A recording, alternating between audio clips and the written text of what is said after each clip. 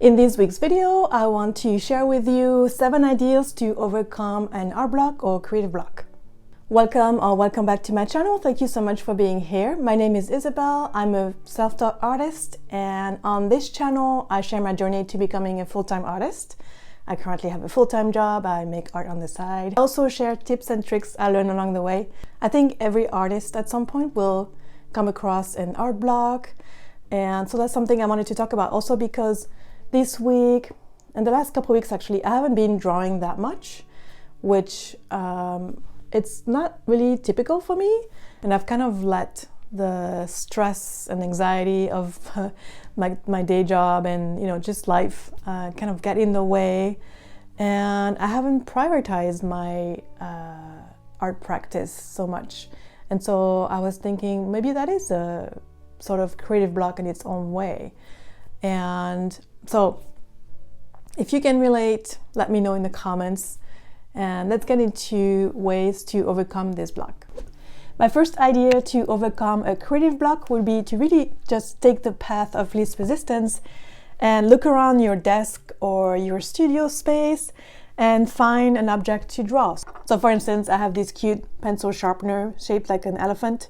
That would be something fun to draw, or even just draw your own art supplies. I'm going to say draw a lot in this video because that's what I do. I draw with pencils and colored pencils, but of course apply that to your own medium. You could even combine different objects that maybe you have laying around, like I have some little trinkets, and build a story around those objects and then create art from that. Just doing some work in your sketchbook like that could really unlock maybe new ideas.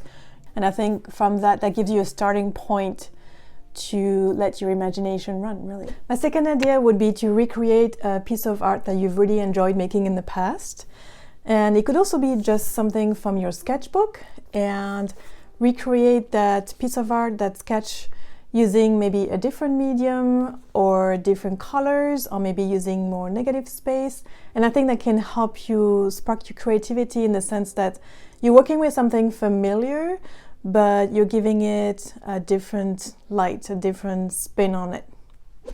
My third idea is to simply go outside, go for a walk, go spend some time in nature, whether that's a park if you are in an urban area, or if you're lucky enough to have a beach nearby, or go hike in the mountains.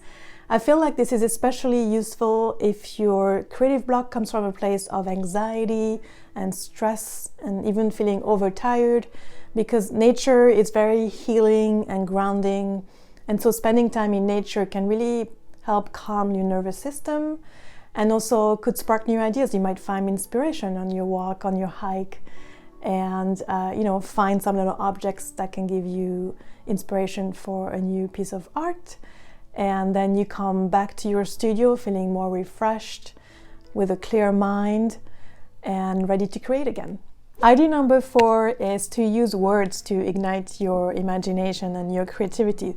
So you could make it a game even. So for instance, you could have a list of words, you could have a list of animals, you could have a list of flower names, you could have maybe a list of nautical objects, so whatever you're interested in. And then pick a word at random from each list and then make a piece of art out of it. Another thing you can do is to pick a word and then do some mind mapping work that could help spark some new ideas. For instance, I don't know, pick the word elephant. So you write the word elephant in the middle of your page, and then you think about words you naturally associate with that first word. I don't know, so elephant, Africa, African violet, purple, flower, and you kind of explore all those words associations, and maybe that could spark a new idea for some new work or a new artwork.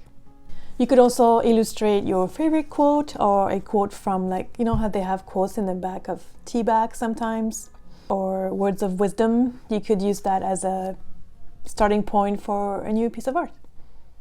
Idea number 5 is to take a class, whether it's in your medium or a completely different medium. You could take a class in person, in your community, or online. My favorite website for that, non-sponsored, is domestika.org, but there's also Skillshare. There's a bunch of websites online that offer lots of different classes in lots of different mediums. I think, so taking a class in person, so there's the aspect of learning something new, but also maybe connecting with other creatives can be also very enriching and spark new ideas. If you're only able to take a class online, I think that can be very beneficial because it opens up your creativity and opens up your mind to new ideas. I actually just signed up for a foundations drawing class in graphite online. And I wanted to do that because I was getting frustrated with my shading skills, which I learned, as a self-taught artist. I just picked up techniques from YouTube videos, and I wasn't really satisfied with my shading. And so I decided to get back to the bare basics. Even though I've only listened to the first couple lessons, I can already see the positive change this is going to make in my art practice, and it's motivating me to keep going and make new art. Idea number 6 would be to join a art challenge. So that could be great if you're feeling stuck on what to draw next. I know sometimes, even though I do have a list of drawing ideas, for some reason, maybe when I'm really stressed, my mind goes blank and I'm like, not that inspired by that. So looking at art challenges online can give you prompts, ideas. So there's plenty of art challenges that you can find online or on Instagram. Some of them last a week or a month, sometimes 100 days.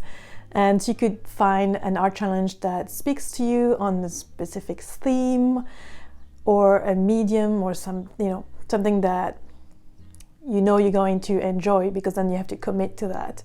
If that seems like too much, you could also create your own little challenge, either by maybe changing the colors you usually work with, or maybe giving you other constraints like size or theme, maybe something you're not used to normally. So yeah, you could just work it in a way that's still fun for you. Those constraints could help you maybe explore new ways of working, and maybe down the line lead to new interesting work.